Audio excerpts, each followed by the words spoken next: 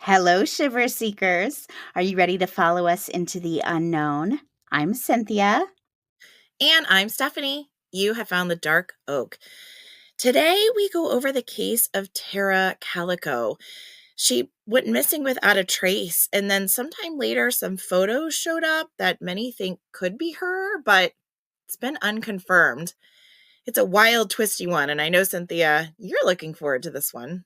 I am. This is one that I think I had I listened to some content on this years ago, but I haven't heard about the case in years. So I'm very interested to see if there have been any updates. Well, not that's a spoiler at all, but there have been. So Okay. let's get into it. Yes. Well, welcome to the Dark Oak, the mystery podcast with purpose. Each month through our charity, the Branch of Hope Foundation, we give a portion of proceeds from our Patreon and our sponsorships to a nonprofit related to the first episode of the month. To find out more, hang out to the end of this episode, go to our website, thedarkoak.com, or check out our social media, the Dark Oak Podcast, right? On Instagram. Yes, ma'am. Yes, ma'am. That's it. Okay, girl. Sorry, I'm just kind of rearranging my screen right now so that I'm I can hearing see it. you I'm well. hearing it. So, Oh, sorry. Well, that's me just, just mucking it up. All right.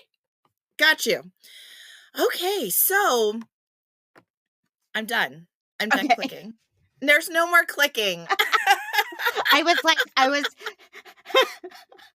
We've done that intro so many times, and I was like, what do I supposed to say? I'm hearing clicking. I'm hearing clicking. Guys, this is the Dark Oak After Dark. This is one of our latest Is this the actual latest recording session we've ever had? No, do you remember the time you came to my house at you got here at 11? I do. And I was under the impression we were recording one episode, and you were like, no, girl, we're doing 3. And I about had a panic attack. How could I have forgotten that? Actually, I did forget. You know why? It's because we did it together. And I think I was just like, it's like a slumber party. It turned out to be fun, but I'm kind of like for as free spirit as I sometimes think I am, I'm actually quite a what is this, like a control freak kind of person. And so I remember being like, what? We're doing 3 at 11 And I o'clock was at like, night. don't worry. I brought herbal teas. I brought cozy socks. Like, it's going to be amazing. And you were like deer in headlights. Yeah. But we persevered. And we had fun. We soldiered on. We did have a lot of fun. Yeah. We did have fun. And then we were just giggling our tookuses off. So, anyway, but okay, another After Dark. I'm sorry if you hear my super scratchy voice. As we announced in our re-release last week, I am a proud mommy now of 2 sweet little girls who are going to be staying with me for an indefinite amount of time. So that makes it 4 now. So I went 2 to 4, and they're littles. So I'm back to bottles. I'm back to diapers. And the older of the 2, she needs a lot of attention. And so I have just thrown myself into that, and I'm not going to say at her beck and call, because we're starting to set boundaries and, establish rules of our house. But I feel like I'm talking nonstop, like literally nonstop, which is okay. It's all worth it. But having a podcast is probably not the best job when you're going to overextend your voice. But hopefully you don't mind my more sultry side. It kind of fits with the After Dark part. It's sexy, Stephanie. It's sexy. I like it. Oh, gosh. All right. Well, let's get into Leigh Calico. This is a case that you were chomping at the bit to get to last week. And then I said, girl, we got to do a re-release. And so here we are this week recording this awesome episode. So, it's one that's been around for a long time. Leigh disappeared in 1988. And her case has been covered extensively. We're talking A Current Affair, Unsolved Mysteries, America's Most Wanted, Oprah Winfrey, 48 Hours, like the list goes on. And I mean, now most famously on the Dark Oak podcast, obviously. But I know you know a good deal about it, right, Cynthia? It is one that I have followed throughout the years. Yeah. And it makes sense because Tara was an amazing person from everything I've read about her life and what she was able to accomplish in her 19 years. And she just had such a bright future in front of her. And I think that's one of the reasons why this case has stayed in the spotlight. And there's also, as I teased in the beginning, those pretty disturbing photos that were found that, again, may or may not be Tara. So we'll go into that discussion a little bit. But it definitely makes this case more mysterious and in a lot of ways makes it feel a lot darker.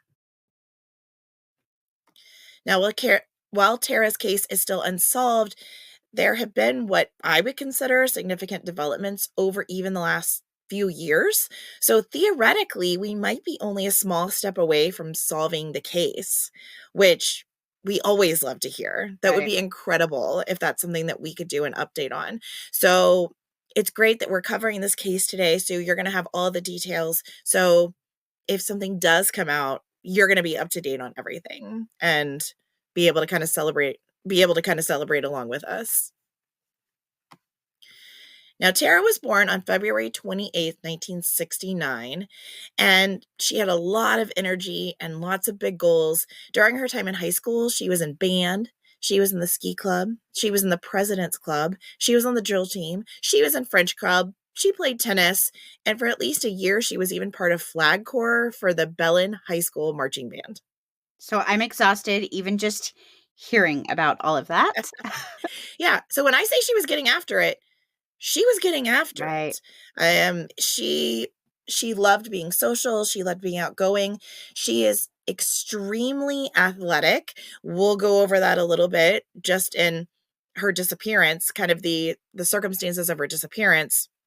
Extremely athletic and, again, very energetic.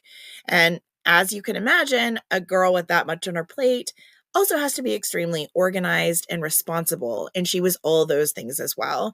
She was known to create a lot of lists around her daily activities and make sure she didn't miss anything. I will tell you, as much as I love about Tara, this may be my favorite thing. Like, my ADHD, anxiety-riddled self was like, yes, girl, get it. Make a list. Do you make lists? Do you write when you make a list? Do you write stuff down you've already done just so you can cross it off? Oh, sometimes. Yeah. For sure. Yeah. Sometimes for sure.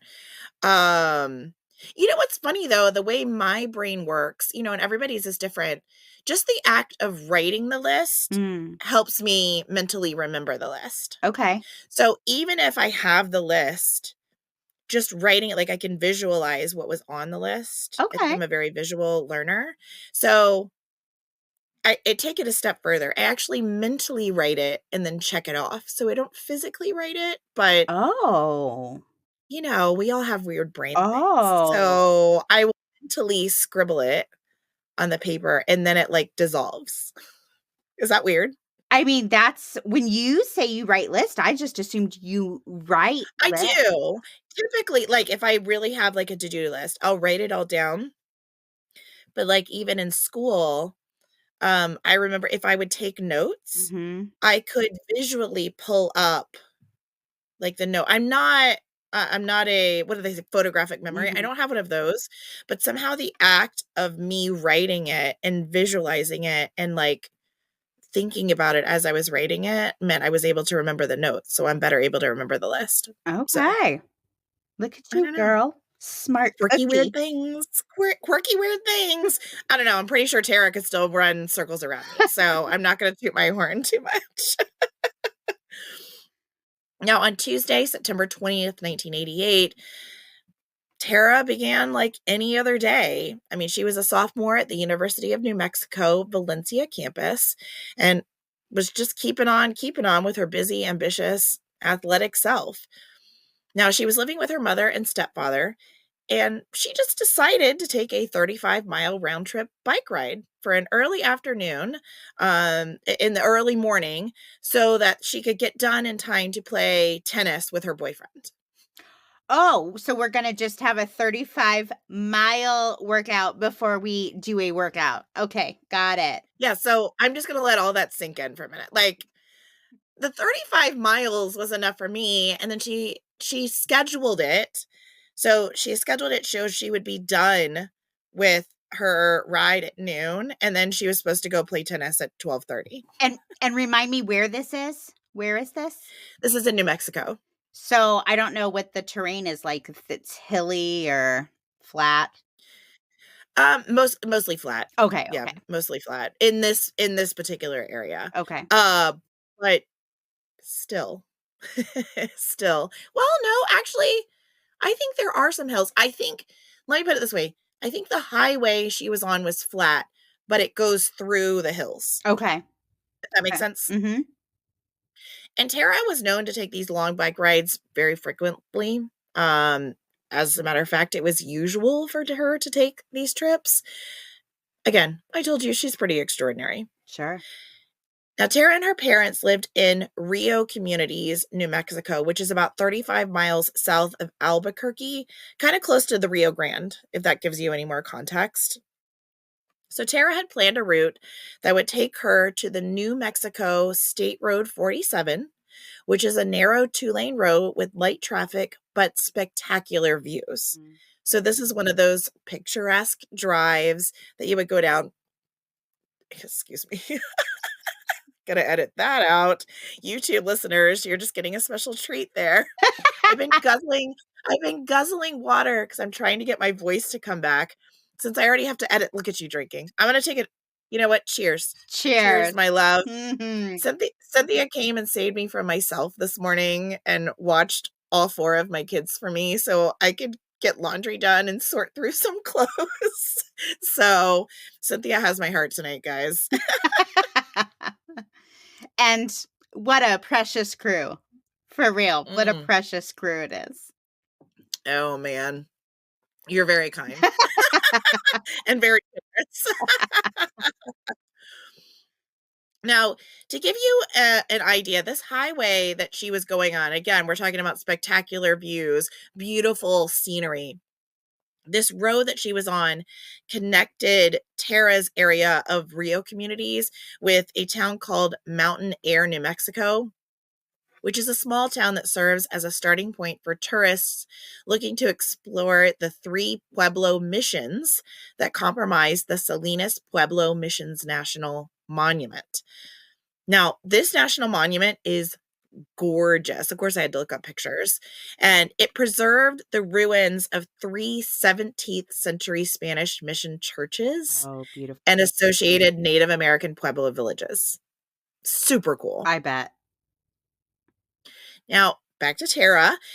It would have taken her just a few minutes to ride her bike through her immediate neighborhood, and then she would have made a left turn to begin heading south on New Mexico State Road 47. After about 17 miles, Tara planned to approach a set of train tracks that would indicate to her that it was time to turn around and ride 17 miles back to the north. Now, as I said, Tara had successfully made this trip multiple times before. She absolutely loved it. So whenever she could fit it in her schedule, she just jumped on. So for her taking this trip, there was no issue. I mean, for her, this was just something that she did in her everyday life. So there's nothing necessarily unique about the trip itself. Very familiar with the route, nothing intimidating about it, just old hat. Exactly. Now, there was a little bit of apprehension, though, because on her last bike ride, she wound up getting a flat tire. And as a result, she had to walk herself and the bike back about 7 miles. And 7 miles on a bike, that's strenuous. 7 miles walking your bike, not as much fun. Not as much fun at all. Sure. So Tara told her mom, Tara told her mom that several people had stopped to ask her if she wanted a ride, but she had declined. She said, no, it's not a big deal. I don't mind walking. And And it just sounded like it's not like she was nervous to get in the car with anybody. She just didn't really feel like she needed the help. But she definitely wanted to make sure that this didn't happen again. So as she was leaving, she kind of jokingly told her mom, like, hey, if I'm not back by noon, you should come look for me. As in, I could get another flat tire, Sure. right? So it was, I mean, I say fortuitous that her mom was already on notice. Like, you should be aware of what's happening here, because her mom was able to get the ball rolling very quickly upon her disappearance. Unfortunately, though, it didn't yield the results that we would have liked, which was finding Tara. But I do think it was very interesting because of that unique circumstance that her mom was very aware of exactly where she was and where she was going. Right, because if they hadn't had that conversation, who knows how long it may have been before anyone even realized she hadn't come home. Exactly. Now, the tennis tournament or tennis game she was playing with her boyfriend was pretty early in the afternoon, so he probably would have noticed that she wasn't there. Um but still, I guess it's a good thing that her mom kind of knew what was going on, you know. Well, it looking back, knowing what I know about this case, at least her mom doesn't have to think, oh, maybe if I'd noticed sooner, kind of thing. Like, Exactly. Yep, at least she has peace of mind knowing she did everything that she right, could. right. And she really did. Because I'll tell you, her mom's name is Patty Doel, and Patty was the assistant train master at Santa Fe Railroad. So, like, this is not an easy thing to do. It was a job with a lot of responsibility. So clearly the apple didn't fall far from the tree in Tara's case. And also, if you want anybody to keep track of time, I imagine it's probably the assistant train master of a Sure. major railroad. Yeah, it's probably an important part of their job. Yeah, exactly. So that morning, because Tara's bike still had the flat tire, she hopped on her mom's bright pink Huffy 10-speed bike, and she grabbed her yellow Sony Walkman. Doesn't that bring back memories? Those are the days. Exactly. And she rode off towards the scenic railroad crossing. When noon arrived and Tara was not there, Patty, as I said, immediately took action. She jumped in her car and started looking for Tara, but she didn't find Tara at all. Not along the highway, not in the neighborhood. But what she did find as a mother, I think, is one of the most haunting things. As she was driving along the road, she found a Boston cassette tape that she knew Tara had taken with her on the side of the road. Mm-hmm. Nothing else around. No Tara, no bike, no Walkman, just the cassette tape. Yeah, that's panic inducing. Yeah. Immediately. Something happened. Immediately. Yeah. There's no way that accidentally fell out. Right. She would have noticed. It's big enough that you would have noticed if you were listening to it. The sound would have stopped.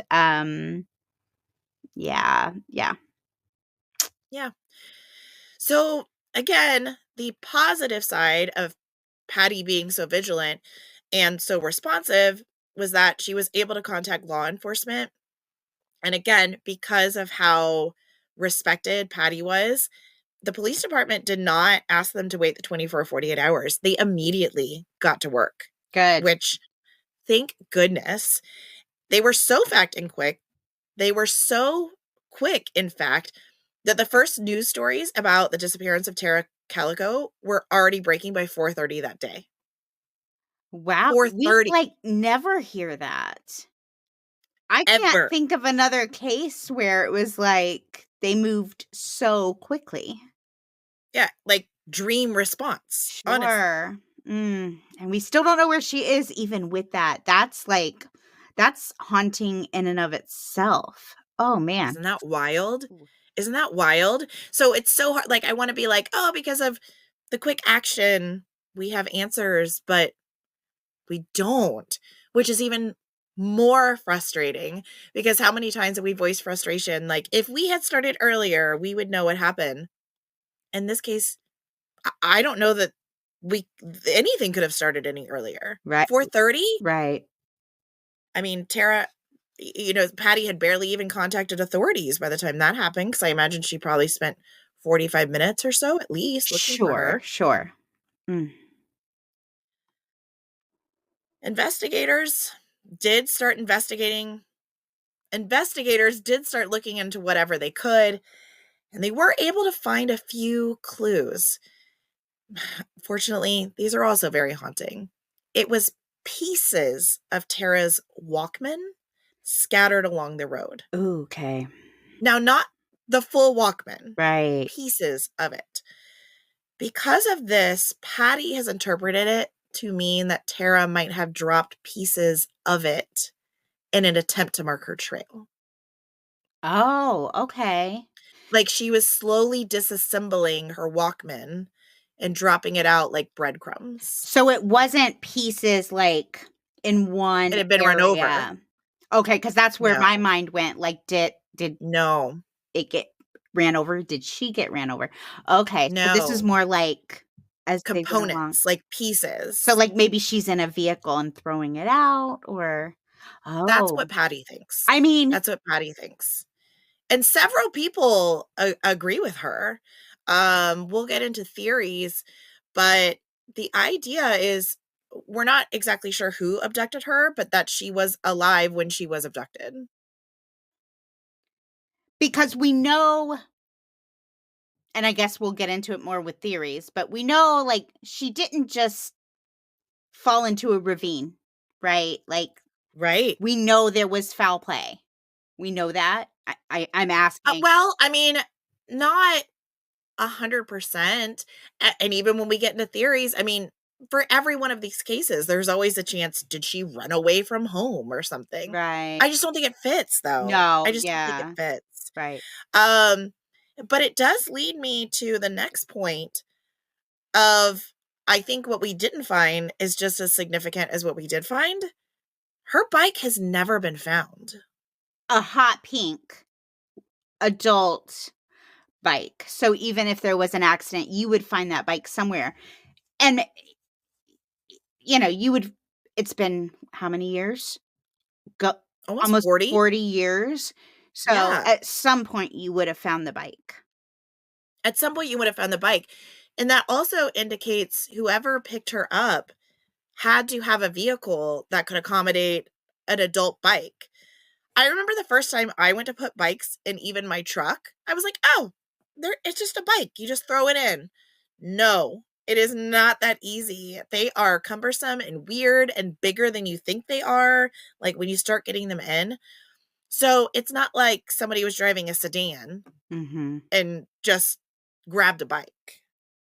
Sure. So I think that's an important clue. I really do.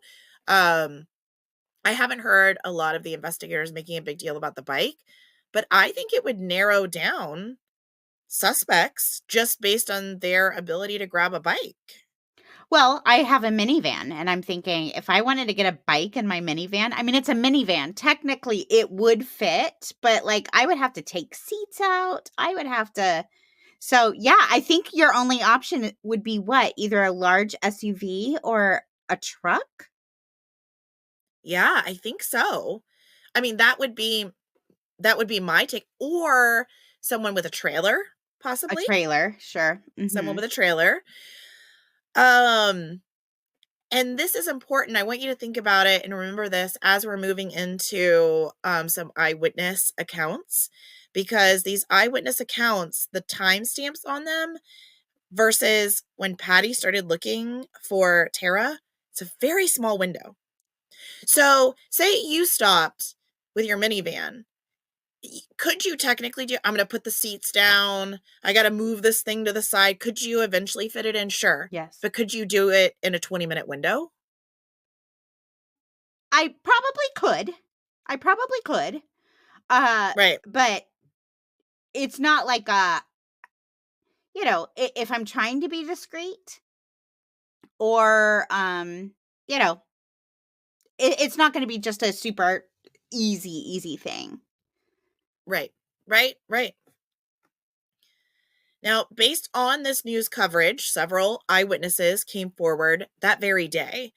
The first was a man named Barron Freeman, and what he reported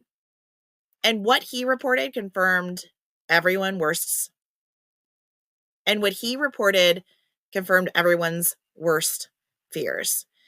Barron Freeman was driving southbound on Highway 47 when he passed Tara around 11:45 a.m. going the opposite direction. So based on the time of day, we can assume this would have been on her return trip. So she had done her 17 miles out, and got to the railroad tracks, and then was heading back. Now he saw Tara riding her pink Huffy 10-speed bicycle and noticed excuse me. See so much editing on this episode. Do you remember what happened to me last week? Like, okay, as soon as we decide we're going YouTube live, and then I have a coughing fit. I haven't coughed in a month, but oh goodness. Now, I mean, I want to go back actually to even that statement. There aren't going to be many young women riding a bright pink Huffy bicycle. So it was Tara. There's no like confusing her for anybody else to start with. Right. Well, and what struck me about that is if it was 11:45, she should be almost home if she was on time, which makes me, I don't know, somehow that makes it like just even worse to be like, man, she was almost home. Girl, I remember thinking that when I first read that, because I was trying to like get the directions correctly in my head, and I was like, oh shoot, she was on like the home stretch. Right. Like, man, it just, yeah, no, it's just like, yuck. Okay. It's gross. I know. I hate it. So he saw her. I hate it. Yeah. So he saw her. And then trailing behind her, not super close, was a light color 1950s Ford truck with a camper shell. Now, at first he thought this truck was pulled off to the side of the road. And then he realized, oh no, it is moving, but it's only moving the speed of the bicycle. Okay. It's a 2-lane road? Yes. And he's going the opposite way? Yes. Okay, so to take my kids to school, I have like a lot of kind of back roads, 2 lanes. And sometimes, there are bicyclists. Is it possible this person was like waiting because they couldn't pass because he's coming the opposite direction? Very possible. Because of the way the road is, it's kind of a straight shot. So he noticed this truck had been following for a while. He actually referred to it as an escort vehicle. And I'll kind of get into what that means. But he said, quote, once I passed her, that's when I first focused my eyes on this so-called escort vehicle. And that's when the hair stood up on the back of my neck. And I said, wait a minute, this doesn't look good. End quote. Even in that moment, he said, something about this looks fishy.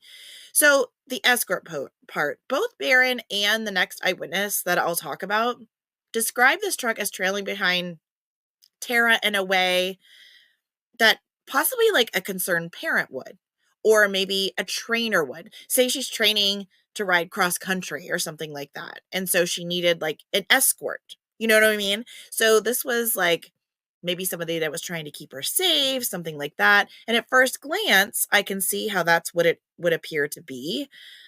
But both eyewitnesses went on to say, as soon as they saw the driver of the truck, both of them said they instantly knew this man was not related to this girl. Like, there's no way they were companions based on the way he looked and based on the way that she looked. Okay. Now, for two completely unrelated eyewitnesses to come to that conclusion on their own, I mean, how scary did this bro look? Well, that's what I want to know. That's kind of what I'm yeah, I mean, I'm assuming there's something about I'm assuming it's a man, if I remember correctly, Yes. Yeah. um, man's appearance that is off-putting. But also I'm hoping they, like, at least stopped and asked Tara if she was okay. Like, We'll get to that. okay. Because it sounds to me like this person and potentially the next person saw something that didn't seem right. Yeah. I mean, I don't know. I agree. I agree with what you said. I think both of them recognized something didn't look right. But I think both of them, they had busy days. They had lives. They had all the excuses that all of us have. So, as you'll see, both of them did something, Okay. but not a big something. And I think that's what most of us do, right? I mean, we're like, well, it's almost like, well, I'll do what I can, but somebody else can help or somebody else will do something. I don't know. It's hard to know what I would do in that situation, honestly, because you don't really know the circumstances. You don't know. Maybe they really are related. Or heck, if this guy really looks that crazy, if you were to confront him, how do you know he won't reciprocate in some kind of super negative way? I don't know. Sure. I don't know. Well, I mean, and I'm not trying to judge. I just, if you see something and your gut tells you something's wrong, and this guy's definitely not with that girl, and he is obviously following her, like, I would just, man, if that's me, if anybody sees me out doing anything and you look and some guy's trailing me and it's clear that he's not with me and like something's, can you help a girl out kind of thing, Well, I will double down and say if anybody hears me trying to go on a 35-mile bike ride, I would just like you to stop me immediately because something's wrong. Something's wrong. Way wrong. That's the first red flag right there. Exactly. Something ain't right. Something is not right. I hear you. I hear you. Yeah, no, it's just sad to me. I'm interested to see what these people chose to do. And again, you're right. I don't know what I would do in that situation, but just based on what you're saying, like they were like, "Oh, something's wrong here." Like, Yeah, I will say there were multiple eyewitnesses. I'm only going to talk about 2 today because they had the most detailed account of what happened. Both of them have voiced regret at not having done more. They did what they thought they should do at the time, but they're good people. Oh, sure. I'm not gonna I'm not gonna point fingers at them and say they should have done more because I don't know. In this situation, again, it's not like we've gone over so many cases where someone literally hears a woman scream, "No, stop, help, he's killing me," and they did nothing. Right. I think that is different than this. Right. It's sad. I'm sure that's a terrible thing to have to live with, to be like, "Oh, I felt like something was wrong and I talked myself out of it and now I have to live with this." That's awful. That's awful. Yeah, I think that's probably the case for both of these eyewitnesses, unfortunately. And I hate that for them. And I really hate it for Tara as well. Now, Barron, as I said, had a very busy life and he was scheduled to catch a flight. So after passing Tara, he went he went past where Tara was. He was checking out a piece of property that he and his wife were considering buying. And then he got back on the highway, now headed northbound, which was the same direction as Tara. So what he decided to do was assess the scene a little bit more. So he went up and was kind of parallel. He passed the truck because, again, the truck is like on the shoulder of the road, but behind Tara. So clearly following her at this point, like this wasn't I'm waiting to pass. Clearly following her. Clearly following her, but following her far enough back that both eyewitnesses have said they do not believe now, with hindsight, they do not believe that Tara even knew she was being followed. Well, and especially if she was listening to music. Bingo. Honestly, I think the headphones were probably her biggest downfall. And I hate that. I hate that because, I mean, girl's just feeling herself outside, writing in this beautiful landscape, getting her like exercise, listening to like awesome music. And then this happens. Like, Right. it's just so maddening and frustrating. But again, back to Barron. So he's heading up. He looks in the truck again and he's like, yeah, I don't really like the looks of that guy. So he went past the truck and he stayed parallel with Tara. And what he told himself was if she was in trouble, if she was worried about the guy behind her, she would signal to him. Barron said she just completely ignored him, like he wasn't even there. So kind of my question is, did she actually not know he was there? Like, was she so into the music and the ride and her own thoughts that she literally didn't know he was there? Or did she not know that the truck was behind her? You know, I mean, I think a lot of those circumstances could be true. Or even both. Could she be a little freaked out by the truck behind her? And now this other truck pulls up beside her and she's just like, I'm not going to engage. I'm not going to make eye contact. I'm just going to keep going. Right. And it sounds like something Tara may have done, considering when she had to walk 7 miles, she chose to walk the bike 7 miles rather than get a ride with someone, you know, rather than signal for help. So to me, it would indicate that she's like, I'm not going to make eye contact with anybody following me or anybody trying to engage with me. Sure. So at this point, though, Barron's like, well, she didn't signal for help. It must be okay. And so he sped on to the airport in Albuquerque to catch his flight to Denver. Now, 3 years later, a man named Ishmael Delarosa made an official report saying that he had seen Tara and this same strange truck on the day of Tara's disappearance. Now, he said it was between 11:30 and 12 p.m. He was driving along Highway 47, traveling northbound, when he encountered Tara cycling in the same direction. So again, completely backs up everything that Barron said, which is a big deal. He said, quote, I saw her riding her bike, and there was this truck, a light-colored Ford, maybe from the 50s, with a camper shell, following her real slow, about 40 feet back. The guy driving had reddish-brown hair, bloodshot eyes, and a scar from his left eye to his temple. She didn't seem to notice him, probably because of her headphones, end quote.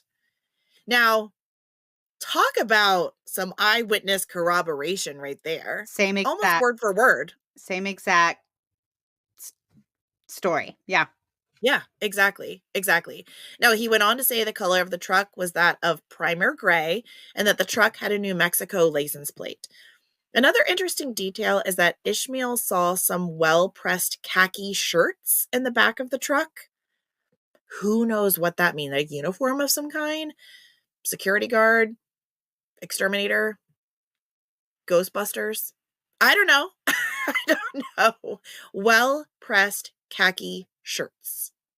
Like hanging. Because it's like a camper. It's like a truck turned camper, right? Yeah, so it's a truck and then it has that camper shell. So it's got like so kind of making an SUV now. It's like a converted SUV, if that makes sense. So there's like a cover over the bed of the truck. Okay.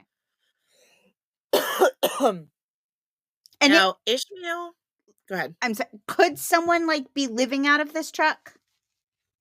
Is that? I mean, I don't know if I could say comfortably, but sure. Okay. I mean, people have lived in less. I don't say it would be very convenient, but sure. Yeah, absolutely. Now, Ishmael's account did include something else that it's just a trigger warning, guys. I don't know what else to say about this. He said that he tried to make eye contact with the truck just to see like what the deal was. And the man never took his eyes off what he referred to as Tara's rump. So was literally staring at like just staring at her hind end, staring at her on the bike. Like the man in the truck would never even acknowledge anybody else around him. He was just staring at Tara. And they're going opposite directions? No, Ishmael was going the same direction. So he just So drove as up he was beside the truck? passing, yeah. I mean, I feel like that might sometimes I think it might be hard to know exactly what a person's looking at, but it sounds like he was staring at Tara. I mean, I think that can be confirmed, whether he was looking at her butt or her head or her as a whole or her bike, or I feel like that might be a little nuanced to kind of, decipher as you're passing someone in a truck, but obviously staring at her. And I think the implication would be staring at her in a way that like a dad would not be staring at her. Okay.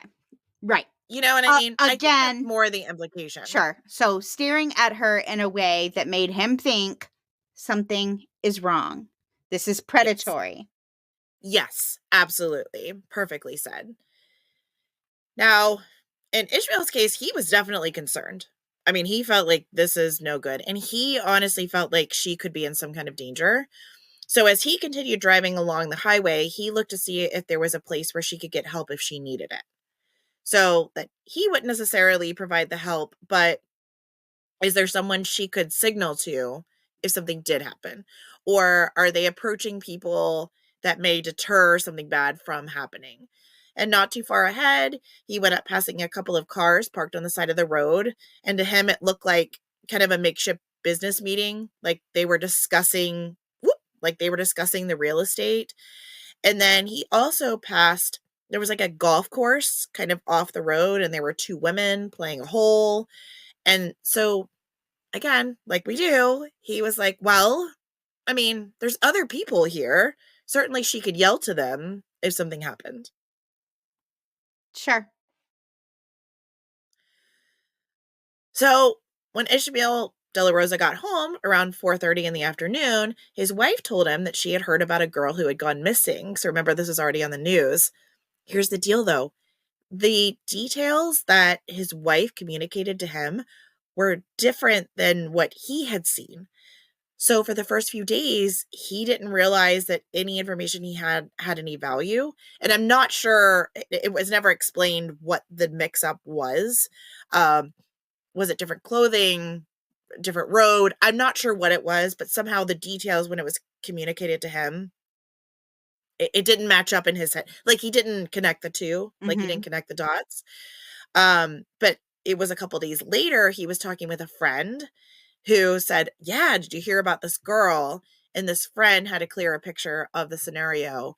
And that's when Ishmael said, oh my gosh, like I passed her. I passed that girl. So Ishmael immediately contacted law enforcement and told them his story. He also said he felt he could identify the driver if he ever saw him again. However, Ishmael says law enforcement did not respond the way he thinks they should have, and he's been very outspoken about law enforcement not following up on his testimony. So, first of all, in response to him saying that he could make an identification, law enforcement showed him what they thought was a suspect and asked Ishmael if that was the man that he had seen. And Ishmael said, no, that's not the man. And then law enforcement basically said, well, thanks for coming in. And that was it. They never even took an official statement. Oh. Isn't that weird? Well, it's very weird, especially given the fact that like they seemed so on it in the beginning. Isn't that weird? Yeah. I agree. Because you remember his testimony, or not his testimony. Well, yeah, I guess it was testimony. But his official statement wasn't even taken until 3 years after Tara disappeared, because he kept coming back and saying, I have information, because they wouldn't take it in the beginning. That's interesting. Isn't that weird? Now, if you are interested in hearing these two eyewitnesses speak about what they saw in their own voice, you can find it on a podcast called Vanish, the Leigh Calico Investigation Podcast. Now, what makes this particular podcast interesting is that it was put together by a woman named Melinda Esquibel, and she was a woman who spent a year with Tara in high school. Like, they knew each other from marching band.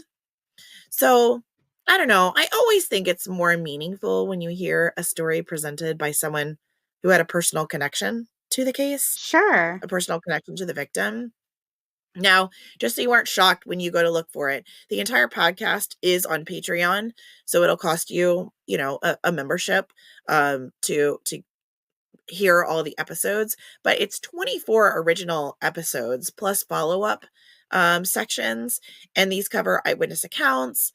They discuss a timeline of the disappearance put together by Patty Doel, plus the newest updates that I will cover in a few minutes. So if you are interested and you want to hear these eyewitnesses and hear what they're able to bring to the table, it's probably worth a listen. Sure, yeah. Now, about 10 months later, in July of 1989, a Polaroid photo, about 10 months later, on July 1989, a woman shopping at Winn-Dixie grocery store in Port St. Joe, Florida, about 1,500 miles from where Tara disappeared, found a Polaroid photo discarded in a parking lot after a white cargo van pulled away from the spot. The image showed a young woman and a boy, both appearing to be bound with rope or cord and gagged with duct tape, crammed in the back of what looked like a van interior. And there was also, interestingly, some clue, possibly a book was sitting next to the woman titled My Sweet Audrina by V.C. Andrews. So you're nodding your head. You have seen this photo, or you remember someone else reporting on the photo? I've seen the photo. And I remember some information about the book too. I'll let you share it because I might have the details wrong. But yeah, I do. I am familiar with the photo, but I mean, just regardless of whether or not it's related to Tara, a cargo van pulls out, and here's a photo of young people bound and gagged in the back of what could be a cargo van. I mean, ugh. It's a highly, highly disturbing photo. I don't even have any other words for it. I don't have any words for it. And the boy is young. Really young. He's really young and looks terrified. Looks absolutely terrified. I hate it. I don't like any part of it. Now, the significance to this particular book was that was one of Tara's favorite books. Okay, that's So what I that's thought. the significance there. Exactly. And Patty confirmed that. So when this photo started circulating, because obviously investigators are trying to identify the two individuals in the photo, few people saw it and said, hey, that kind of looks like Tara. So this photo was forwarded on to the Calico family, and they indeed thought the woman resembled Tara. And after examining it even closer, Patty said she believed the woman in the photo was Tara because she said she could even recognize a scar on Tara's leg. Now, I have to say, I have looked at the photo and I have not seen a scar. And I've never seen referenced exactly where it was, just there was a scar and Patty said it was Tara. I don't know. I've got a lot of mixed feelings on this photo because analysis of the photo produced conflicting conclusions. Scotland Yard supported the identification as Tara, while Los Alamos National Laboratory disagreed, and the FBI review was inconclusive. So we've got one saying yes, one saying no, and one saying, I don't know. I'm going to Google this photo real quick. Okay, I was like, what you working on over there? What you working on? I'm trying to be sly about it, but I mean, I've seen it, but it's been years. Yeah, so take a look at it. Uh, here's the deal. I don't think, at least this original Polaroid, I don't think it was a plant. Like, I don't think it was fictitious. I don't think it was staged. I think it's a real photo, which is horrendous. I just don't know that it's of Tara.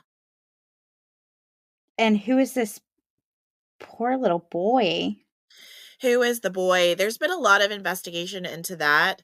There was a particular boy that had been missing. I cannot recall his name off the top of my head right now. But he had been missing for a while. And so everybody thought that may have been him. Unfortunately, his remains were found just a few years ago in a place very removed from where this photo was found. And so they have now concluded it was more than likely not that particular boy, which means there's another boy, which is almost even worse. It's just, girl, children get me. Like, Yeah.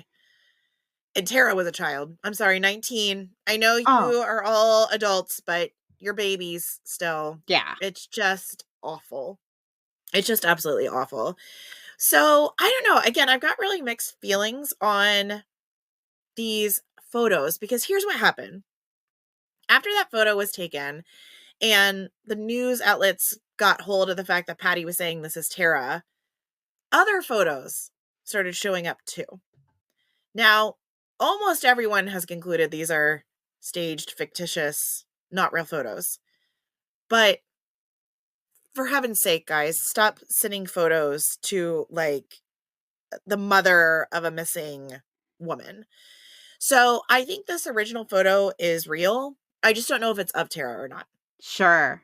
And if it's not, then it's a red herring. Right. Right. When it comes to Tara, I mean, somebody else. When it comes to Tara. Oh, it's awful. Somebody So the else photo is awful. trouble. No matter what. Exactly. Now, again, the subsequent ones, and I can't say they've been found to be like hoaxes, but authorities have said they haven't been able to prove the authenticity. So it's not necessarily that they've been proved to, because they were subsequent photos that were found and forwarded on to Patty, and she forwarded them to investigators. And they've all said, we can't conclusively say these are like original, authentic photos. So the subsequent photos, they're not like the same series. It's not the same woman or young woman and boy. It's other women who could be Tara. Bingo. Okay. It's other women who could be Tara. And it's all over the board. Either they say it's another woman or they say they're like staged photos. That like people were jumping on the bandwagon, like, oh, well, like make it where she's been abducted and there's like photos and like dropping Polaroids and stuff. People actually like just making sick, like yes, cruel jokes. Yes. Okay. Yes. So I'm not even going to go into all the other ones that have been found. You certainly can if you do deep dive searches about the subsequent photos. But if I'm not even convinced that the first one was Tara, how could we even look at these other ones that aren't even authenticated? Right. So, again, I'm not saying it's not Tara. I have no idea. Patty absolutely thinks that it is. I'm just saying I think that's dangerous to focus solely on the photos, because what if it isn't her? I'm going to look up a picture of her really quick. Just her. Tara. It's very possible. There is a very strong resemblance. But I think it's interesting that these agencies that have a lot more experience than me, one says yes, one says no, and one says maybe. Man, yeah. I mean, they look similar, but again, half her face is covered. Half her face is covered, and I don't know, zoom in on that photo. Do you see a scar? I was kind of looking. There's like something that could be a scar. Maybe. But nothing that's like for sure that's the scar. No, so I don't know. Looks like there's something on her calf that if I knew my kid had a scar there and then I saw this, I could be like, look, there's the scar. You could be like convinced that's the scar. Sure. But how do you know it's not a birthmark or it's not a weird smudge on the camera? Right. I don't know. It's just, to me, I don't know if I can 100% get there. And again, I'm not saying it isn't. I could totally be proven wrong. But again, I think it's dangerous to only go down that road. Well, and I wonder, in some ways, I would say, well, if anybody would probably recognize their child, it would be a mother. On the other hand, perhaps, as awful as this photo is, perhaps this photo would give a grieving mother hope that her daughter might still at least be alive. So I can see, because we've had other cases that we've covered where mothers look at these photos, these horrible photos, and say, no, that's my child. And in fact, I don't know of anywhere. We've talked about several cases where that's happened. And in every right now, single case, it's like the it's mother popped says up. this is them. Yeah, it's popped up. Like Amy Amy Bradley is Bradley. one. Amy Bradley, Christina Whitaker, that, Yes. her mom is just convinced that these eyewitnesses accounts are Christina. And there have been others, but those are the two that popped to mind, right away. And how can I say they're wrong? If Right. that is what helps get them through, mamas, you do it. Right. You just do you. I am not going to say a dang thing about it. Right. If that is what you need, you go forth. But I think as, as podcasters and for investigators, we can't go down that path too. Keep the possibilities open. Yep. Look for this Yep. girl. Look for this girl and this boy. Like, do what we can to figure out who these people are. But also, Yep. like, don't close the book on other possibilities. Yep. Yep. Yep. Now, the positive that came out of these photos is because they are so horrible, they kept Tara's case in the spotlight. They probably are a big reason why Tara's case has been so highly covered. Honestly, I think it's because otherwise, I hate to say this, but she's a missing girl, among many. Obviously, she's bright and promising and wonderful, but so many women are bright and promising and wonderful that go missing. And In the it's a 80s. horrible, horrible thing. In the 80s. Like nearly 40 Yes. years ago, and we're still talking about it. And quite frankly, it's because of the photos. So even if that photo isn't her, I think that photo has helped her case. Sure. Yes. Now, in 1998, Tara Calico was officially declared deceased, with her death ruled a homicide, but no suspects were named. Then, in 2008, 10 years later, Valencia County Sheriff Rene Rivera claimed that two teenagers accidentally struck Tara with their vehicle and killed her. Allegedly, they covered up the crime, but the sheriff provided no evidence or names, citing lack of physical proof. Which seems kind of crazy to me. Isn't there something between these kids and law enforcement? So, Ishmael has said that law enforcement had these two particular teenagers who had run-ins with the law over and over. They were like known drug users, that they really, like law enforcement really, really wanted these kids to be responsible. And the fact that Ishmael would not confirm that those, like that, he didn't confirm that the teenagers were there, like the young people were there. I don't think they're teenagers. I don't know exactly who they are, but I think Tara's age, right? So he thinks that the fact that his testimony didn't confirm the suspects that they wanted, that they didn't take a statement. Well, it's funny that you say that, because when we were talking about that a few minutes ago, and we were like, that's so weird. The police have been so on it. Why are they now not taking a statement for years and years? I thought, why aren't they taking a statement? Are they trying to hide something? Because that doesn't really follow the course. Sorry. That doesn't really follow the course that the case has taken so far. Right. So the predominant theory, if you are thinking the police aren't, again, keeping their options open, the predominant theory is that they really wanted to pin it on these particular individuals. The flip side, which could still be possible, is that they were trying to protect someone. Now, I've seen the fact that they really want to stick it to these particular individuals as a more common theory, but it doesn't mean the opposite isn't true because, again, I feel like that's really weird to not take statements, especially from someone who says, I can ID your guy. Right. Right? I mean, what a gift. Absolutely. What a gift. Absolutely. Absolutely. Now, in 2013, so now we're getting into current times, right? 2013. 12 years ago, yeah. 12 years ago. Let me new task force. Let me just ask you this. Did they pursue anything against these? Nope. Okay, so these So are our basically guys. they said these are our guys, but we don't have any proof, so we can't prosecute them. Then And that why was would in they want 2008. them if those two guys are not responsible, right? They're not responsible. Why would they?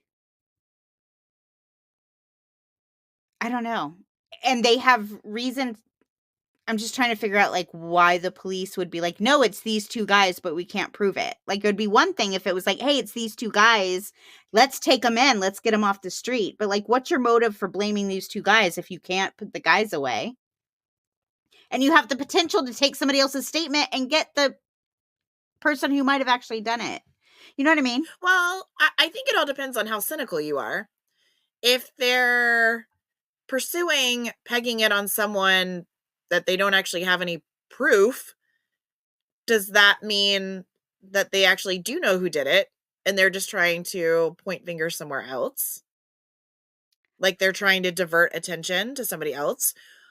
Or have witnesses come forward, multiple witnesses saying, I know what these people did. But unfortunately, because they really truly don't have any physical proof, they can't prosecute, which, as we know, is a big deal. You have to have a pretty good mountain of evidence to actually prosecute someone.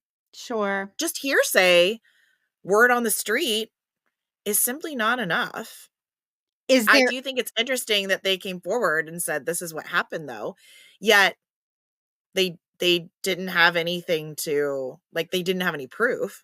I just think that's a pretty bold statement to say, we know this is what happened, except we don't have any proof. Right. When you have somebody else saying, no, this is what happened, and you don't even care to like write it down.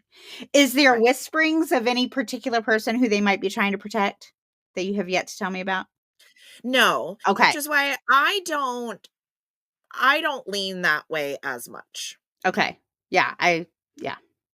I don't lean that way. Yeah. I mean, that one didn't ring true for me. I've never heard of anyone like connected with law enforcement or like a child of law enforcement. Like nobody's ever come out as this is somebody who likely did it that they're trying to protect. I have never read any of that. I can see how that would fit, but I've never seen a name suggested, which to me kind of makes that theory ring hollow. Sure. Yeah. I agree. So 2008, they said, we know who did it, but we can't prosecute them. But then a new task force was formed in 2013. And I don't know if it was formed specifically to try to find evidence about these guys, but nothing really came of it. And then in 2019, so now we're only 6 years ago, the FBI offered a $20,000 reward for information leading to Tara's identification, so identification of where her remains rest, or an arrest of the people responsible.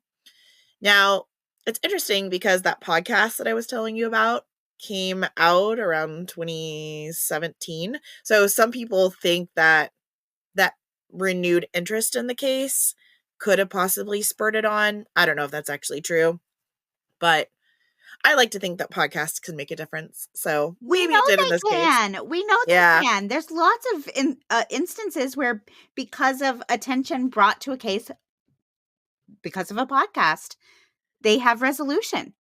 Yeah. Yeah.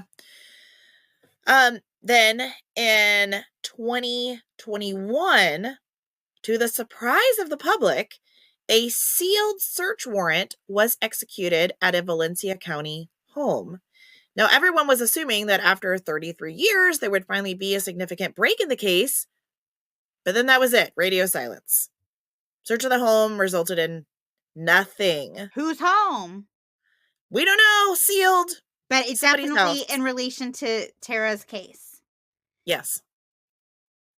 Weird. Isn't this weird? Yes. Like, why are they not saying these people's names? I mean, there's got to be a reason for it, right? I mean, heck, maybe, are they really that concerned they may have the wrong people? I don't know. I would think maybe maybe they think they might have the right people and they don't want to like tip their hat. Like maybe I want that to be true. right. That's the direction. Honestly, I feel like that's the most likely scenario. And also, I just desperately want that to be the case. That they know and they're going to eventually nail them. Well, so my mind goes to it's either one of these two people that they say hit her and they think, I don't know, maybe they held on to pieces of her Walkman or whatever. Or they found the creepy guy who's following her. Maybe. Ugh. I don't know. It's also frustrating. The creepy guy following her, that's just a little too weird to not be related. But you know what? What if he was just a creepy guy who just wanted to stare at her butt for 20 minutes and then go on his way? Like, what if he was just a creepy guy who has nothing to do with her disappearance? Ugh. What if that's the red herring? I hate that. So basically this like weird, yeah, it could be. Basically this guy was just staring at her for 20 minutes. And then these other ne'er-do-wells come and actually abduct her. Or hit her. Yeah, I will say the predominant theory is that they did not hit her, but that they abducted her. They took her. The people that the police have come out. Oh, I'm sorry. I must have. No, and here's the deal. We don't know for sure. We don't know for sure. I'll go into, like, police have basically said, like, here's a bunch of different things that could have happened. We don't actually know. We just know that Tara wound up in the company of these people. They think she could have been injured, like not killed. They don't think she was killed at the scene, but they think she was injured and possibly later would succumb to her injuries. Okay. Or they took her and possibly exposed her to drugs that killed her. Or something else. Okay. We really don't know. But because these were known drug users, the idea is that somehow played a role. Well, it would explain why if they let's say they did hit her and it was just an accident, but they were high instead of calling for help. And now I'm going to get in trouble because, I'm driving under the influence of something. Like I would hide her or something. Right. Okay. That explains that. Yeah. So up to where we are now in 2023, so just 2 years ago, the Valencia County Sheriff's Office announced they had identified specific offenders and sent the case to the DA for possible charges, but we've yet to hear an update on any of those charges. So as of now, the FBI lists the case as an active kidnapping investigation with a reward. So the way I'm thinking, they're trying to assemble a case against these jerkwads. So again, I think we may be on the precipice. The fact that we haven't heard anything in 2 years, to me, indicates there probably wasn't enough information. Like, there probably wasn't enough evidence to actually pursue a prosecution. So the DA probably came back to investigators and said, you got to give me more, which hopefully they're going to be able to find. Wow. Wouldn't that be amazing if after nearly 40 years Yeah. and all these people talking about her case? I mean, this is a highly covered case. Yep. It's one of the ones that people really want to know what happened. What if we actually got an answer? That would be amazing. That's really exciting to think, okay, they think they know who and they want to pursue Yeah. justice. But can we hurry it along and share, please? Because I know. curious But minds imagine want to if, know. and here I'm sitting like, oh, they're just stringing it out. Listen, I bet if you are an actual investigator at that case, an actual investigator on that case, can you imagine, who did it? Oh. Like, how frustrating must that be? You know who did it. You just can't prove it. Or prove it enough for a prosecution. Right. No, that would be horrible. That would be awful. Awful.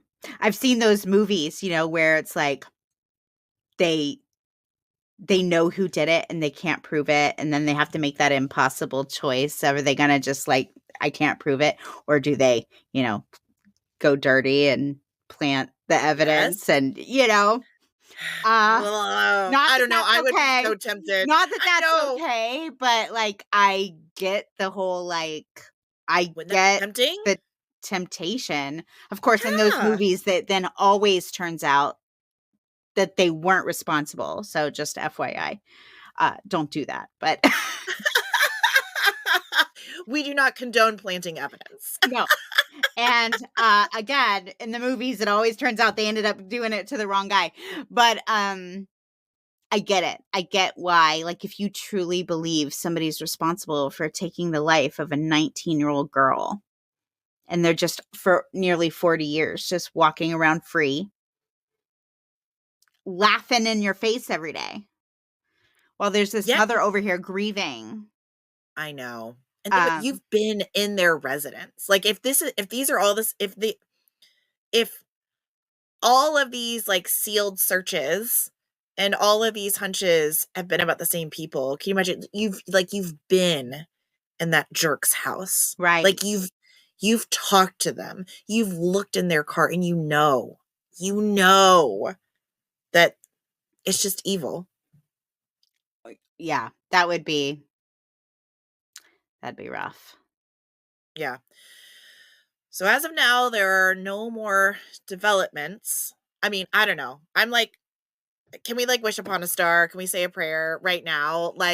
Can tomorrow we open up our news program and it's arrest made in Leigh Calico disappearance? Oh, man. Wouldn't that be incredible? So the only thing officials have said publicly, in addition to what I've already covered, was that they believe Tara was abducted, likely by individuals known to her or local to the Barron area, and that the incident may have started as a prank, accident, or impulsive act that escalated, resulting in her death. So as you see, it covers a range of things. We're just not really sure. They could have hit her, or they could have just been haha, that's that Tara. Let's get her in our car. Let's go do whatever. They just don't scare her. Let's scare. This will be funny. We'll duct tape her and throw her in the trunk, and then she accidentally suffocates. I mean, all the scenarios, right? Right. All the scenarios. Now, unfortunately, the lack of Tara's body, bike, or any forensic evidence is going to really hamper any kind of prosecution of these individuals, though, which I just hate. I hate. So I wonder if they have anything. Obviously, they probably don't have her bike somewhere, because that would be the smoking gun you could prosecute. Yeah. So I'm assuming whatever they gave to the DA wasn't enough, especially considering, again, we don't have any of those things. No body, bike, Right. evidence. Like, how do you definitively link those individuals to that scene? Except now, so let's say they were her age, so they'd be in their mid-60s. So I don't know. I don't know if the whole deathbed confession, like, is that really a thing that people do? I mean, they're only in their 60s. They're still quite young, but, you know, they won't be forever. There has been some suggestion that if these individuals are already deceased, that law enforcement may not pursue it, which I hope they say their name, though. I hope they say their names. Sure. I mean, yeah. I mean, obviously they're not going to pursue like a prosecution, but at least let her family know what happened. Oh, sure. I would assume they would. I would assume, and maybe I'm wrong. This would be a question for, I don't know, a detective or something, but I would assume that Tara's family probably knows now who they're looking at, wouldn't you?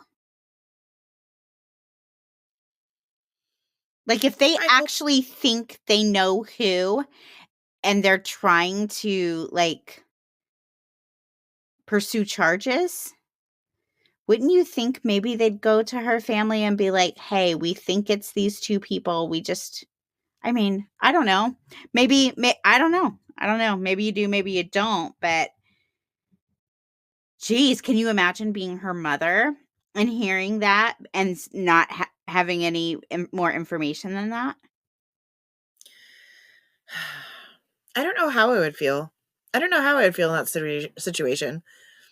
At the end of the day, if she's deceased, that's all I would want to know. Is she deceased?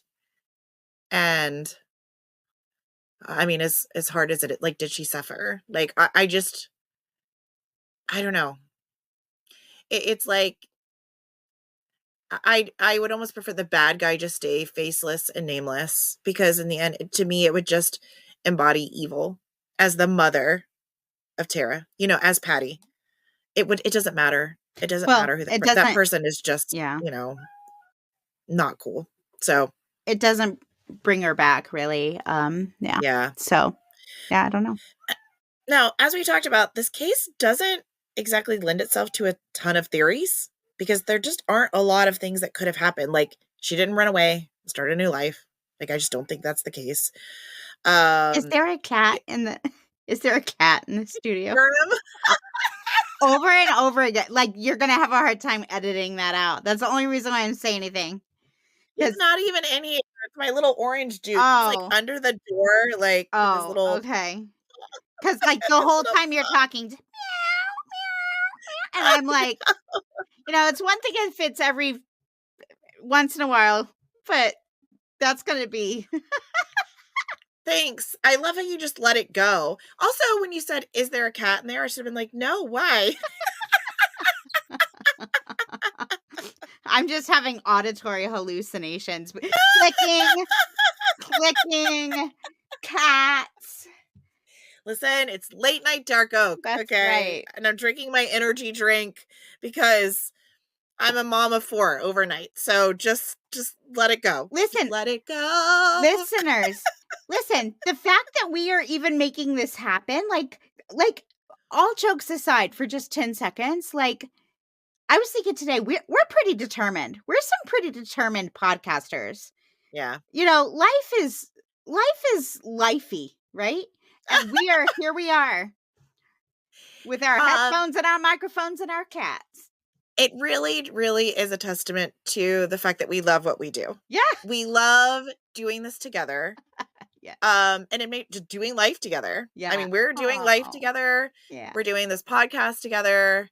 And, we're doing it with our listeners. We love you guys. We really do. I mean, we feel like we have so many personal relationships, and, the fact that you guys are cheering us on is bring a little tear to my eyes. Like, it's really, really heartwarming. And that you are pulling for these victims and their families just as much as we are is, it's just really encouraging.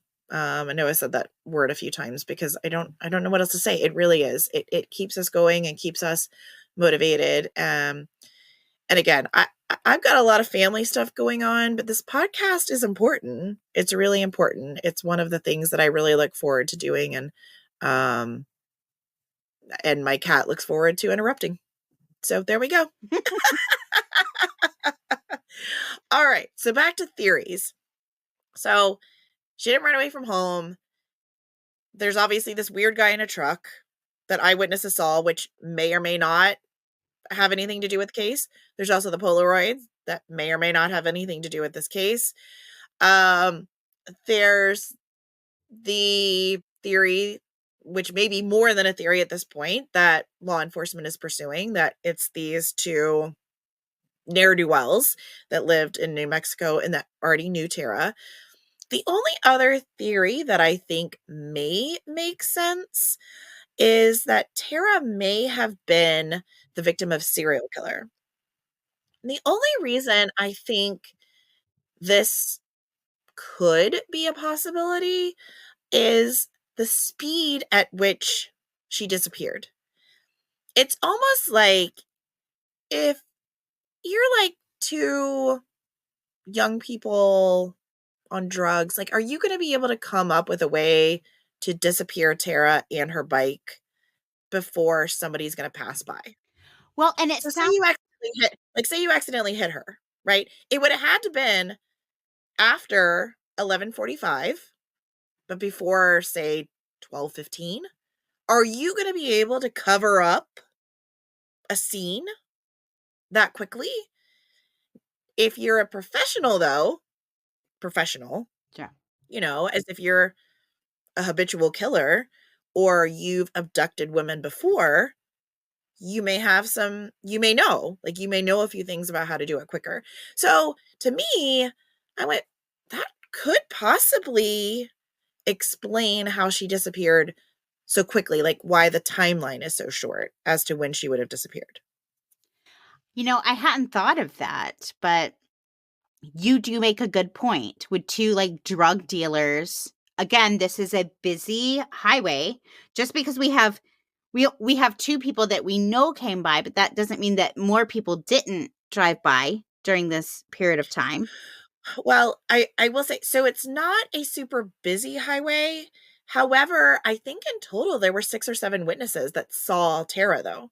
So it wasn't super well traveled, but there were absolutely people there. Right. So, yeah, that's a good point. Would a pervert in a truck or two just kind of drug dealer losers be able to get rid of her so fast with And no maybe they could. evidence? Right. So it makes me think, is this somebody that's done it before? Mm. Shh. So, somebody who's done it before and just got lucky and just like I say right place, right time, wrong place, wrong time. Yes, exactly.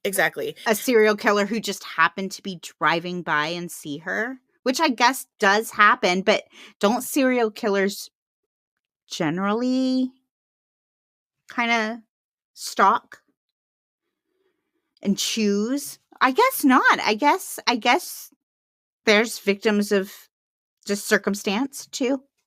I think it can Yeah, be both. I think generally there's a profile of sorts, but what if they drove by and went, "Oh, that's it. That's my type." Yeah. Um, Ooh. Now the killer that many reference, if you be- hold on a moment. Come in. Come in. Will you be quieter now that you're in? Probably not. He's just rubbing on the door. All right, there we go, YouTubers. It's not a good recording session without a cat knocking over your microphone with chin rubs. There you So go. there you go. No kids No kids coming in tonight. Oh, but are you going to show us Hammy? Do a little like, is Hammy in there with you? He is not. Oh, well, that's disappointing. I know. Yeah, I feel like Hammy needs to make a kaboom. A weekly appearance. Yeah, a weekly appearance. I'm looking forward to Hammy. And a tiny little voice saying, "This Hammy." So cute. Okay, bye kaboom.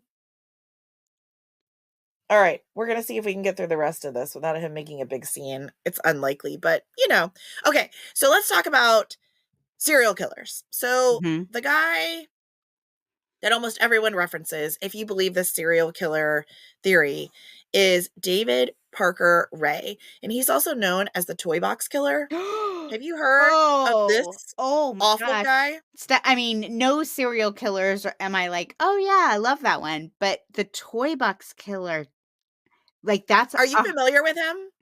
yes, and I have a hard time. Yeah. I can't even really consume content on him. He's Yep. too Same. much. Same. I was kind of forced to. I'll do broad strokes because we don't necessarily do serial killers on this show.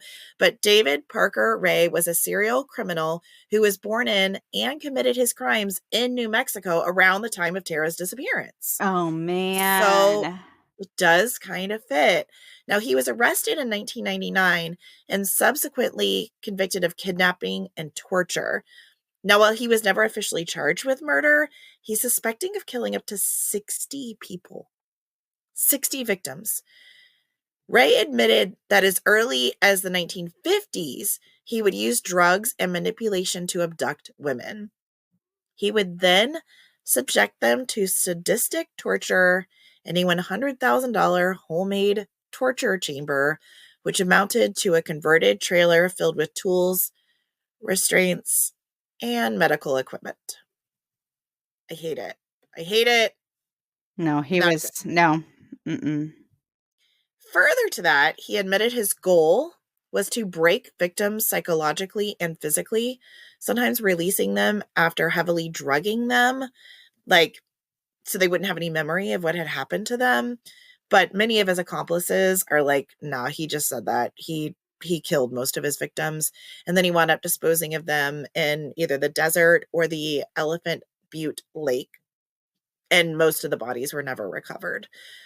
So it's not unlikely, that, I mean, obviously his crimes overlapped with Tara's disappearance. There's no question about that.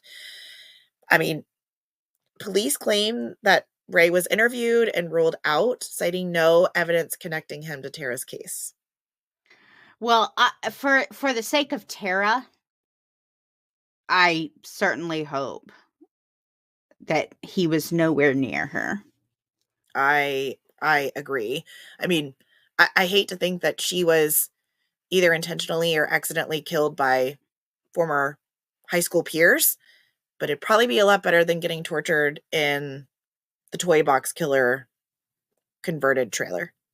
So Now, I'm assuming that none of the people we've talked about drove the 1950s truck with the camper.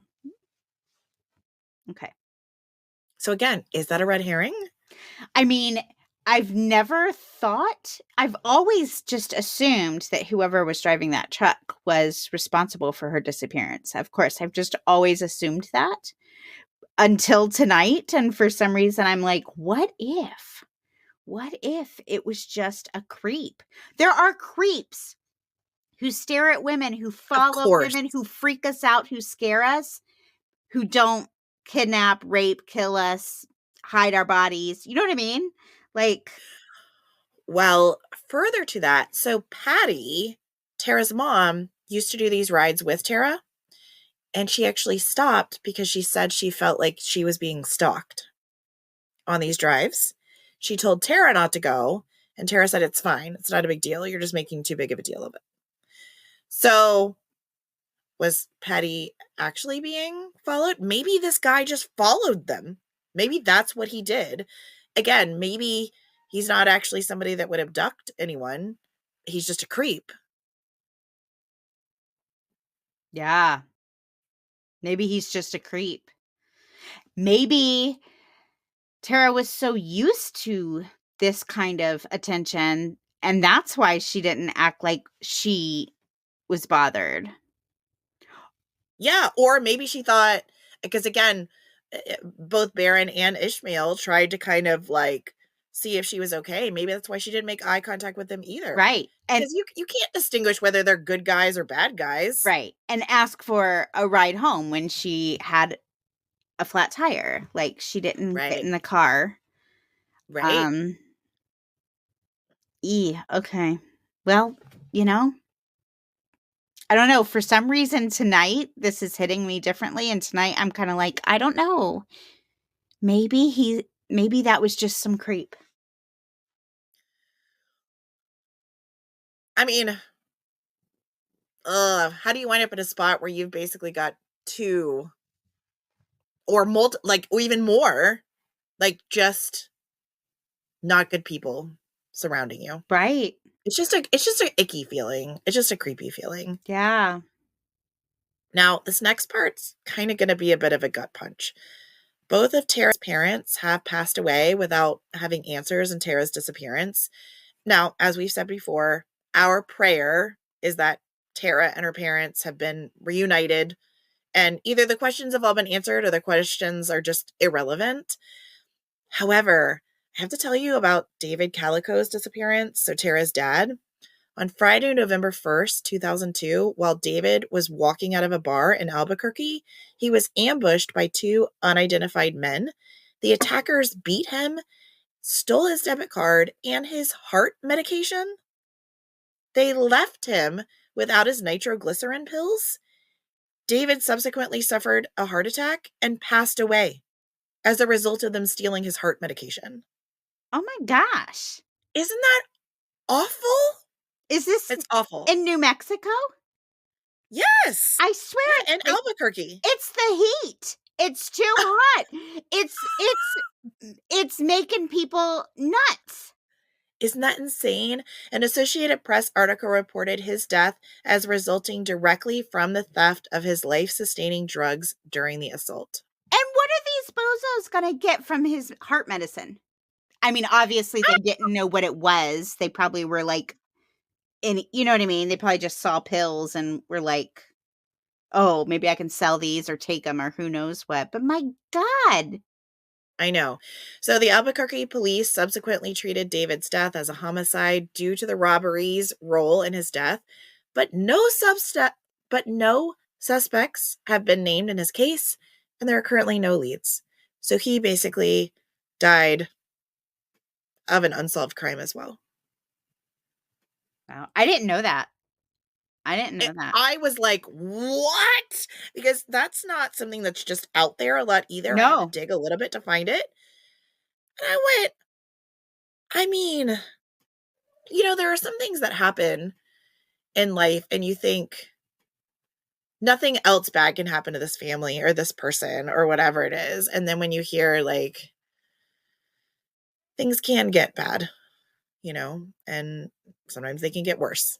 So, I mean, not that I'm defeatist about it, but you just never really know, what the day is going to hold. But to find out that Tara, is most likely deceased, I think we can, surmise that, of an unsolved, from an unsolved homicide, and then her dad passed away, completely different circumstances, but due to a homicide as well. And these are, and here's the thing, these are good people. These are hardworking people. These aren't people who purposely or irresponsibly put themselves in harm's way. These aren't people, you know what I mean? These aren't people who are out there playing fast and loose. These are just good, hardworking people. Yep. And yet, losing their lives, losing their lives in this manner. That's ugh. Here we go, YouTubers. Can you see? No, wrong way. Oh, we can't see him. Oh, no. Come here. Kaboom.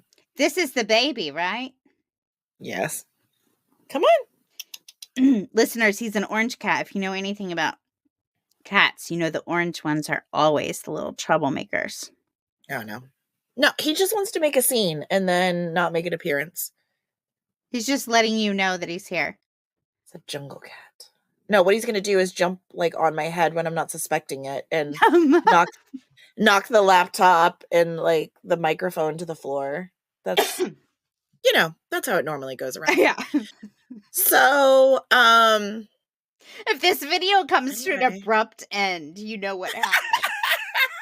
Just hit save as it's going down, Stephanie. Just exactly. As our podcast flashed before my eyes. Man. So that's where we are. I am so hopeful. I'm so hopeful that we can see these people, brought to justice.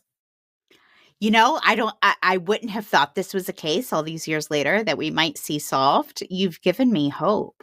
How wonderful. That's not the right word because nothing about this is wonderful. No, but the fact is, it's deceased either way, but we'll know. Like, it'll be closed. We'll be able to close that chapter. Right. And hopefully hold whoever's responsible. Hold them responsible. Yep, absolutely. Absolutely. Okie doke. Well, is it Branch of Hope time? It is. All the right. Galapagos Conservancy. Oh my gosh. We have been getting so much No. Oh, that's a different cat. Okay, Whimsy, move along. So clearly I got all the kids to bed, but then the cats have... Okay, no, go. All right. We have been getting so much fan mail about the Galapagos Affair episode. Again, did you watch the video of the Baroness yet? Have you seen it? I have not. I did Google her, and I think I may have seen like some still videos that I'm like, okay, that's clearly her like in costume or Yes. Well, except she kind of dressed in costume a lot, which is fun. But yeah, there's the one where she's dressed like a pirate. That was a still from the video, like from the film. I haven't had a chance to, life's been lifing, but I understand. Yeah. I wholeheartedly understand. All right, but let me tell you about the Galapagos Conservancy. The Galapagos Conservancy protects and restores the Galapagos Islands through direct conservation action and strategic grant fund. Where is he? He's hiding now. He never normally does this. You guys can hear him though, right? Oh yeah. And I love how we we told our listeners when we started going on YouTube, we were like, it's pretty much the same episode. We just edit out a few like uhs and ums and maybe a burp or two. And anybody who actually compares is like, why is the YouTube episode 2 hours long and the regular episode an hour? Oh, it's all cats and kids. It's cats and kids. And cough. It's real. And next week will be better. Okay. I've got the funk.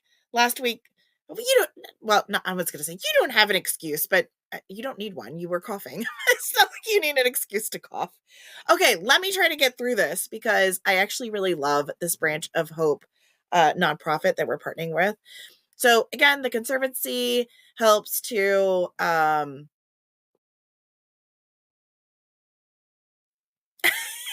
I can't hear him now. Now I'm going to start laughing. Okay. All right. They're going out. Okay, I think they're gone. The Galapagos Conservancy protects and restores the Galapagos Islands through direct conservation action and strategic grant funding. They invest in the most urgent efforts to rewild ecosystems, save endangered species, and build a sustainable future for the islands.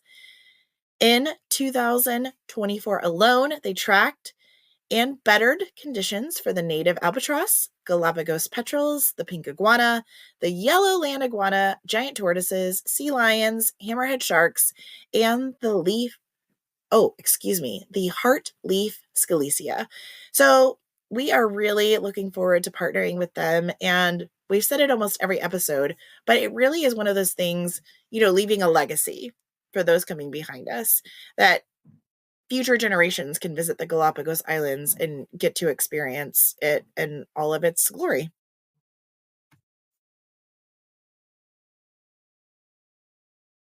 I love it. I love it. I wasn't I didn't know you're finished. Literally, I'm like, did she freeze? Is a cat in her room? Is a cat in there? What's happening? And then I'm like, did they unplug me? What's happening? No, because it's funny, like you finished what you were saying, then I was like, oh, and I want to go to the hotel there. And I was having this whole like conversation in my mind about the Galapagos Islands and like, oh, and I want to go see the tortoises and blah, blah, blah, blah. And then I was like, oh, I should say something. We're recording. You see, guys, see what I have to deal with. Yeah. See what I have to deal with. Yeah. No. Really, she's falling asleep. This is way past her bedtime. It's way past my bedtime. Way.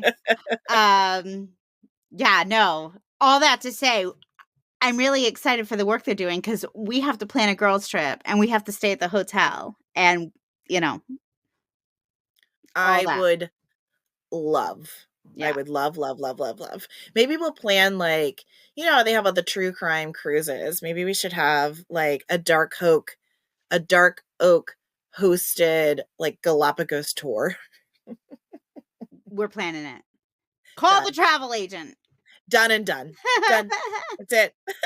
Yes, love it. We'll have a scavenger hunt for I don't know, whoever can find the clues as to where everybody might be, all the bodies might be. Oh, yeah. Ooh, I love that. So it's kind of like the Galapagos dinner mystery murder. Yeah, like a mystery murder tour. Love it. Love it. Okay, girl. Well, do we have one more week? I forget how the calendar falls. Do we have one more week before Oktoberfest? No, next week is okay. Oktoberfest. Yay! Yeah. And we have a very special, we'll save it till next week, but we have a very special nonprofit that we are supporting next month that kind of correlates with our lives. So that'll be fun to announce. The quilt is still happening. I am obviously behind because, as Cynthia so eloquently put it, life is lifing. It is coming. It will be here. I may even have like a preview photo without it fully done. It's coming though. So don't worry. You still have like awesome. 5 weeks. Because we're not doing the drawing until the end of the month. Aren't people going to know what they want to? I mean, they're going to need to know what they're going to get. Well, sure. So I'm trying to give them some kind of like, just trust me, guys. It's going to be great. Just enter. Yeah. And to enter, all you have to do to enter is be a part of our Patreon. So we have a $5 tier and a $10 tier. Of course, both of those tiers get their own separate perks. But in regards to this drawing, the $5 tier gets 1 entry. The $10 tier gets 2 entries. And if you are a Patreon member and someone new joins our Patreon and says that they joined because of you, then both you and your friend get an additional entry. So you have the possibility of having up to 3 entries for this beautiful handmade Edgar Allan Poe inspired quilt, handmade by Stephanie. Yeah. And our again, I think the Branch of Hope just fits in perfectly with all of it. I'm so inspired by all of it. I really, really am. It's all coming together, Cynthia. Good things are happening. We didn't even acknowledge that we just passed 2 years last month. Like I was talking to someone, I was like, oh, I think like last week was my 2-year anniversary of having this podcast. I should probably say something to Stephanie. And then, another month's gone by. But yeah, do you realize that last month, probably about a month ago, we just passed our 2-year anniversary? I mean, it seems like that. Like, yeah, we've gotten to 2 years, but it just seems like so much part of my life right now. It's like I don't even think about it like in terms like that. It's just like this is like the constant in my life. Like, it's just what we do. So But that's awesome. 2 years, Cynthia. 2 years. And in those 2 years, we've never missed a week. We've only had 2 re-releases ever in 2 years. Like, it's true. I mean, we've done pretty good. We've never taken time off for any holidays. We've never taken a week off. So that might be coming, listeners. That might be coming. Let's get through Oktoberfest. There may be, especially now that we've got, churn like falling out of our ears now. I may need an extra week for Christmas. So we'll see what that winds up looking like. But we'll deal with that later. For now, we are here. We love you. We love the love you give back to us as well. So, thank you, Dark Oak family. And again, say a prayer, say well wishes, do whatever you need to do to get the prosecutors to find enough information. Well, to get investigators to find enough information about these ne'er-do-wells that ended Tara's life so that they can be brought to justice. Yeah. So put it out there in the universe, guys. We got to get it solved. We do. Okay. All right, listeners. We'll catch you next week. Bye-bye. Bye.